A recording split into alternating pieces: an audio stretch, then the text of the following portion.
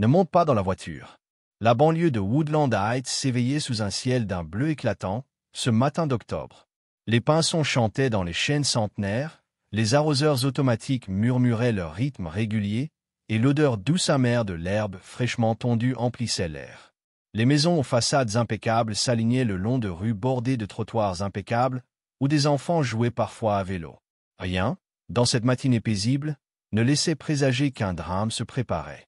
Adrian Clark, 42 ans, milliardaire et fondateur de VariLink Systems, une entreprise pionnière dans les réseaux de communication sécurisés, ajustait sa cravate devant un miroir étroit dans l'Airbnb qu'il avait loué sous le pseudonyme des Adam Carter.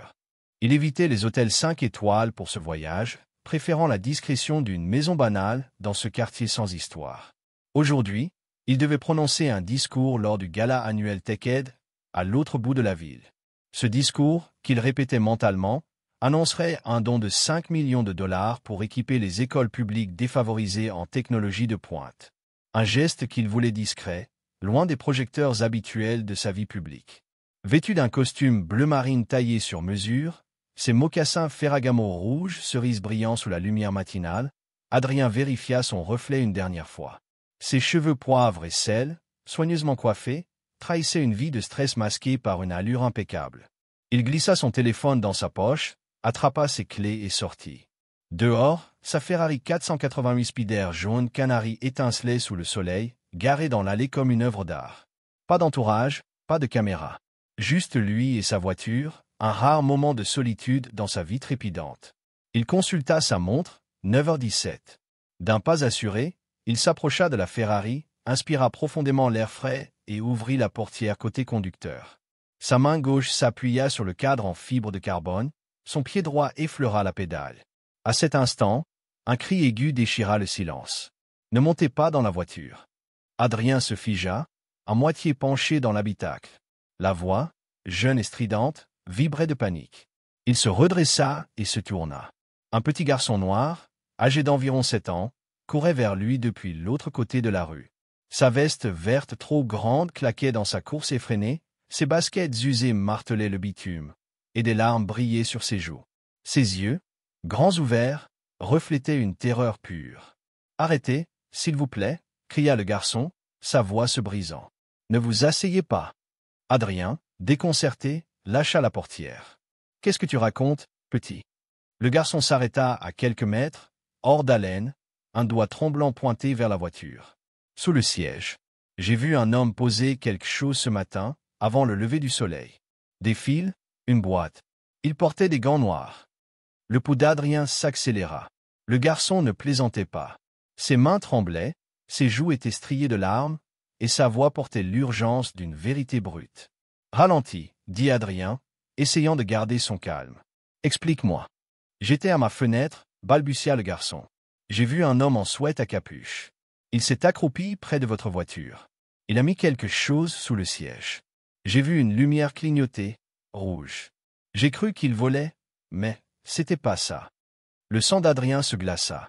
Il s'agenouilla légèrement, juste assez pour jeter un coup d'œil sous le siège conducteur. À travers l'ombre de l'habitacle, il distingua une forme métallique noire, compacte, et une lueur rouge intermittente, comme un battement de cœur mécanique. Il recula d'un bond, le souffle coupé, l'adrénaline lui brûlant les veines. « Éloigne-toi » ordonna-t-il au garçon, son ton soudain tranchant. Il composa un numéro sur son téléphone. En moins de 4 minutes, 2 SUV noirs surgirent dans la rue, leurs pneus crissant sur l'asphalte. L'équipe de sécurité privée d'Adrien, alertée par son appel, sortit en formation, leurs mouvements précis, leurs armes discrètement dissimulées sous leurs vestes sombres. L'agent principal, un homme massif nommé Torres, s'accroupit près de la Ferrari, une lampe torche à la main. Il inspecta le châssis, puis l'intérieur, avec une prudence méthodique. Après quelques secondes, il se redressa, le visage grave. « Monsieur Clark, c'est un dispositif à déclenchement par pression. Une bombe artisanale, mais sophistiquée. Si vous vous étiez assis. » Il n'eut pas besoin de finir sa phrase. Adrien sentit ses jambes vaciller. La police arriva peu après, bouclant la rue avec des rubans jaunes. Les démineurs, en combinaisons épaisses, prirent le relais, leurs gestes lents et calculés. Les voisins, alertés par le tumulte, sortirent sur leur pelouse, murmurant entre eux. Mais Adrien n'avait d'yeux que pour le garçon, qui se tenait à quelques mètres, triturant nerveusement sa veste, craignant visiblement d'avoir causé des ennuis. Adrien s'approcha et s'agenouilla à sa hauteur. « Comment tu t'appelles »« Jean-Marie, » murmura le garçon. « Jean-Marie Brox. »« Jean-Marie, » répéta Adrien, sa voix adoucie. « Tu m'as sauvé la vie. Tu comprends ça » Jean-Marie hocha la tête, ses yeux toujours écarquillés. « J'ai essayé d'appeler la police, mais ma tablette était déchargée. J'ai eu peur que vous... » Adrien posa une main rassurante sur son épaule. « Tu as fait exactement ce qu'il fallait. » Jean-Marie vivait 3 maisons plus loin, dans une petite maison en briques aux volets bleus écaillés. Sa mère, Renée Brox, infirmière de nuit à l'hôpital local, dormait encore après une garde de 12 heures. Ce matin-là, Jean-Marie s'était réveillé à l'aube, comme souvent, pour dessiner dans son carnet près de la fenêtre donnant sur la rue. C'est là qu'il avait vu l'homme en sweat à capuche noire, sa silhouette furtive se glissant près de la Ferrari sous la lueur pâle d'un réverbère. Intrigué, Jean-Marie avait observé, son crayon suspendu au-dessus de la page. Il avait d'abord cru à un voleur, mais les gestes précis de l'homme, les gants, la boîte, les fils, l'avaient alarmé. Quand Adrien était sorti de la maison, Jean-Marie avait agi par instinct, jetant son carnet pour courir dehors, son cœur battant à tout rompre. La police confirma plus tard que la bombe était un engin sur mesure, conçu pour exploser dès que la portière se refermerait et que le poids d'Adrien activerait le mécanisme. Un travail d'expert, pas l'œuvre d'un amateur. Quelqu'un voulait sa mort, et ce n'était pas une simple menace. Il n'y avait ni revendication, ni demande de rançon. Juste un silence glaçant, comme une ombre tapie dans l'inconnu. Cette nuit-là, dans une suite d'hôtels sécurisés au centre-ville, Adrien visionnait les images de vidéosurveillance du quartier, fournies par son équipe. À 5h03, une silhouette encapuchonnée apparaissait dans l'allée, se déplaçant avec une étrange claudication. 5 minutes plus tard, elle disparaissait dans l'obscurité. Adrien zooma sur l'image floue. La boiterie, le port de tête, tout lui semblait douloureusement familier. Puis, comme un coup de poignard, un nom surgit, Malcolm Vance. Malcolm avait été l'un des premiers ingénieurs de Vary Link Systems, recruté par Adrien 15 ans plus tôt, alors que l'entreprise n'était qu'une start-up dans un garage de la Silicon Valley. Brillant, charismatique, mais rongé par une ambition dévorante, Malcolm avait tenté de voler des brevets critiques pour les vendre à un concurrent asiatique. Adrien, alors jeune PDG, avait découvert la trahison. Il avait alerté les autorités, et Malcolm avait été condamné à 7 ans de prison. L'affaire avait détruit sa carrière, sa réputation et sa vie personnelle. Il avait perdu la garde de sa fille unique, Amara, alors âgée de 4 ans. Adrien se souvenait encore du regard de Malcolm au tribunal, un mélange de rage et de désespoir. Aujourd'hui, Amara devait avoir l'âge de Jean-Marie.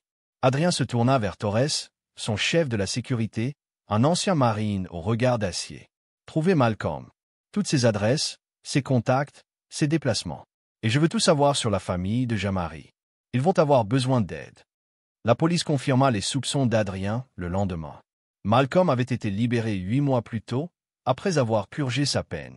Sans domicile fixe, il vivait dans des motels miteux et avait été aperçu dans Woodland Heights 2 semaines auparavant.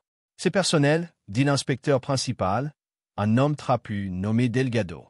La bombe, le timing, il voulait vous effacer. Adrien resta silencieux, le regard perdu dans le vide. Il repensait à Jean-Marie, à sa voix tremblante, à son courage brut. Et s'il avait ignoré ce cri, et si ce garçon, qui n'avait aucune raison de se soucier d'un inconnu, n'avait pas couru? Le lendemain matin, Adrien retourna dans le quartier, non pas dans sa Ferrari, mais dans un SUV noir aux vitres teintées. Il frappa à la porte de la maison des Brox. Renée ouvrit, encore en blouse d'infirmière, ses cheveux tirés en un chignon désordonné, ses yeux marqués par la fatigue. « Monsieur Clark, dit-elle, confuse, avant de secouer la tête. Je suis désolé pour Jean-Marie. Il ne voulait pas causer de problème. Il m'a dit qu'il avait vu quelque chose d'anormal. Il m'a sauvé la vie, coupa Adrien, sa voix ferme mais chaleureuse. Je lui dois tout. » Renée cligna des yeux, déconcertée, puis l'invita à entrer. La maison était modeste, mais chaleureuse. Des photos encadrées de Jean-Marie bébé ornaient les murs, un vieux canapé usé trônait dans le salon, et une pile de factures s'entassait sur la table de la cuisine. À l'étage, Jean-Marie était assis sur son lit, serrant un lion en peluche délavé, un cadeau de son père décédé. Quand Adrien entra, le garçon leva les yeux, intimidé. « Tu n'as pas d'ennui, » dit Adrien, s'agenouillant près du lit. « Tu es un héros, Jean-Marie. » Jean-Marie baissa les yeux, triturant la crinière du lion. « Je pensais que vous seriez fâché. J'ai couru sans réfléchir. » Adrien sourit doucement. « Tu as écouté ton instinct. Tu as couru quand la plupart se seraient tués. Ça m'a sauvé. Tu veux savoir un secret ?» Jean-Marie hocha la tête. « J'avais peur, moi aussi. Mais toi, tu m'as donné du courage. » En bas, Adrien s'assit avec René autour d'une tasse de café. Elle lui raconta son histoire. Veuve depuis 2 ans, après la mort de son mari dans un accident d'usine, elle jonglait entre 2 emplois pour payer l'hypothèque et offrir à Jean-Marie une vie décente. Jean-Marie, fils unique, passait souvent ses journées seul, dessinant ou lisant des bandes dessinées. « C'est un bon garçon, » dit-elle, la voix tremblante. « Mais il a vu trop de choses pour son âge. »« Je ne veux pas d'argent, » ajouta-t-elle fermement, anticipant une offre. « Et s'il vous plaît, ne faites pas de nous une histoire médiatique. » Adrien hocha la tête. « Je respecte ça, mais je veux aider, discrètement. » Dans les jours qui suivirent, une vidéo de l'incident, captée par une caméra de surveillance, fuita dans la presse. Un média local diffusa un reportage sur « le garçon à la veste verte » qui avait sauvé un milliardaire. Malgré les efforts d'Adrien pour limiter la couverture, l'histoire devint virale. Des millions partagèrent la vidéo, des hashtags comme #GreenJaquero inondèrent les réseaux. Fidèle à sa promesse, Adrien agit dans l'ombre. Il créa un fonds fiduciaire pour les études de Jean-Marie, régla l'hypothèque de René, fit livrer une berline neuve avec une note anonyme, de la part d'un ami reconnaissant, et s'assura que Jean-Marie obtienne une bourse complète dans une école privée réputée, s'il le souhaitait. 2 semaines plus tard, Adrien invita Jean-Marie et René au Gala TechEd. Dans une salle de bal scintillante, devant un parterre de donateurs, de PDG et de caméras, Adrien monta sur scène en smoking noir. Avant son discours, il tendit la main. « J'aimerais vous présenter quelqu'un qui m'a appris ce qu'est le vrai courage, » dit-il, la voix empreinte d'émotion. Jean-Marie, vêtu d'un petit costume bleu marine taillé sur mesure, s'avança timidement, sa main serrant celle d'Adrien. La foule, d'abord silencieuse, éclata en applaudissements. Adrien s'agenouilla près de lui et prit le micro. Certains naissent avec des privilèges, d'autres avec un destin. Quand le courage rencontre le destin, des vies sont sauvées. Il regarda Jean-Marie, ses yeux brillants. « Je te dois la mienne. » La salle se leva dans une ovation. René, assise au premier rang, essuya une larme, un sourire fier illuminant son visage. Après le gala, Adrien et Jean-Marie sortirent dans la nuit fraîche. Les étoiles scintillaient au-dessus de la ville. Pas de Ferrari, pas de danger, juste un homme et un garçon unis par un moment qui avait changé leur vie. « Tu es déjà monté dans une limousine ?» demanda Adrien, un sourire malicieux aux lèvres. Jean-Marie fit non de la tête, ses yeux pétillants d'excitation. « Alors, on va régler ça ?» dit Adrien en ouvrant la portière d'une limousine noire rutilante. La voiture s'éloigna dans la nuit, emportant un milliardaire et un garçon qui n'avaient rien en commun, sauf l'essentiel. Un instant de bravoure qui les avait liés à jamais.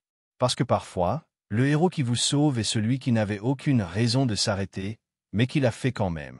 Si vous avez aimé cette histoire, partagez-la et suivez-nous pour découvrir d'autres récits inspirants et bouleversants. Dites-nous dans les commentaires d'où vous nous lisez et ce qui vous a touché dans cette histoire. Restez curieux, restez bienveillants, et à très bientôt pour une nouvelle aventure.